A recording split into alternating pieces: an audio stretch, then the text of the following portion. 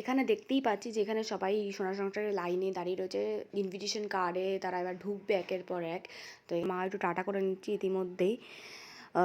প্রচুর ভিড় হয়েছে দেখতেই পাচ্ছি। এরপরে আমরা সেই ঢুকছি সেই জায়গাটা দিয়ে, নিজের মুখটা একটু দেখিয়ে নিচ্ছি। ও মাই গড, কার্ড পেয়ে গেছি, সোনার সংসারের কী মজা। এবার আমরা যাচ্ছি ভেতরে।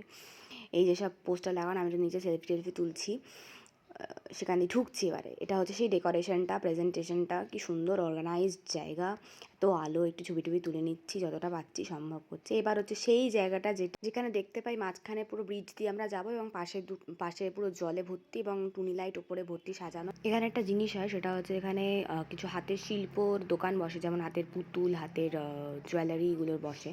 তো এখানে দেখতেই পাচ্ছি যে পুরোটাই ফাঁকা, এখনও তখনও কেউ আসেনি। তো আমরা একটুখানি ভিডিও করে নিচ্ছি, ছবি তুলে নিচ্ছি যতক্ষণ সম্ভব হয় আর কি।